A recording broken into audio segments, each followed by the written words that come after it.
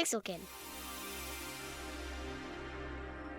Lucky's Tale is a third-person platform adventure that we've built from the ground up for the Oculus Rift. So you're following Lucky the Fox on a kind of a whimsical adventure that he travels through multiple worlds. The cool thing about it is that for the first time you actually feel in the world with Lucky.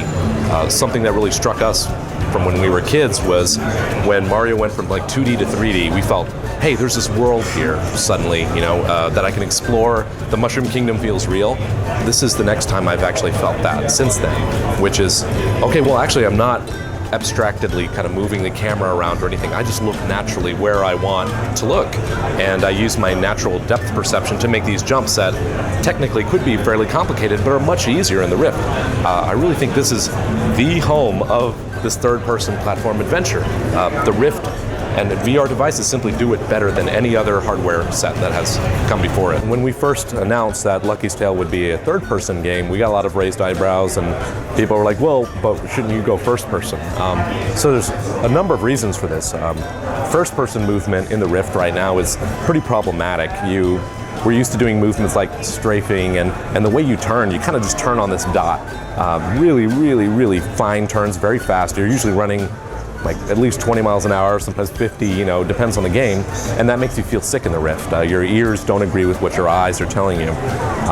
So we did this game jam process right at the beginning when we started making the game, where we said, okay, any sort of game design, you have 4 hours to make it fun and playable. And if it couldn't get fun in 4 hours, and that's not like, no, wait, you don't see it yet, that doesn't count. You have to make it fun in 4 hours. If it wasn't, we would set it aside and we'd start a new idea. So the idea that was Lucky's Tale came out of that.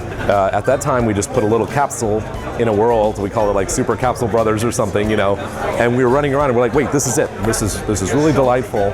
And so Lucky's Tale kind of blossomed out of that. And the third person aspect of it, you have a frame of reference. Lucky's about 6 inches in front of you. He's a little stuffed animal, pretty much.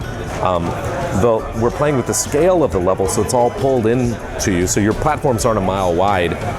And when Lucky runs down a platform, your camera is kind of gently pulled towards it, rather than if it was one-to-one, the platforms would be huge, and Lucky would really go. Your camera would be flying really fast through it. And then we spend a ton of time on the camera itself so that it has very specific movements that basically everything we've done with Lucky's Tale is to emphasize comfort. So third-person perspective in this case has really helped us to achieve a very comfortable, if not intuitive, initially until you play it, but a very comfortable experience. We like to develop characters that endure beyond a single game, so with both of our games, Creativerse and Lucky's Tale, we wanted to look at classic design. So a la Disney, a la the Rare platformers and Nintendo platformers that we grew up on, Mario endures, Sonic endures. These characters, them, and Mickey endures, right? So we wanted to take elements from that and kind of fold it into our game where the world is delightful, the characters are delightful, and they don't time out, in a generation. Hopefully we can continue to build their characters and make them really, really appealing for the future. And that just kind of synergizes with kind of like all audiences types of games. I look at platformers now and I'm just like, you can do that because you're in 2D, it's so easy there. And it's kind of interesting because, so for one, backtracking feels really weird in VR, like jumping backwards towards your face. That's not ideal. We've kind of, through level design and through the way our camera moves and through the scale and the way we handle like branching paths. So in a platform, you always want to find like the cool thing to go out. Oh, look, there's a secret path out there. But getting back from the secret path is problematic. So we had to really think about that one. And so we're using a design of, we're calling it foxholes. Right now there's a temporary little teleporter platform.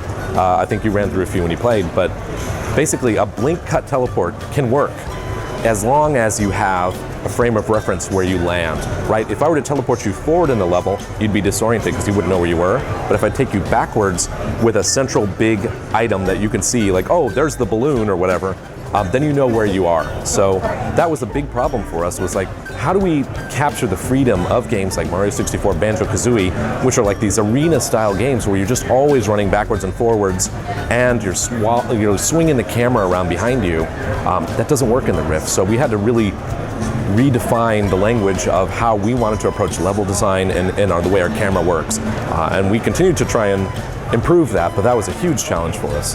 We're going to launch when the Rift launches in Q1 of next year, so it's finally our moment. PAX is like a great time to do this, and then that's finally our moment to share it with as many people as possible, which we just can't wait to do.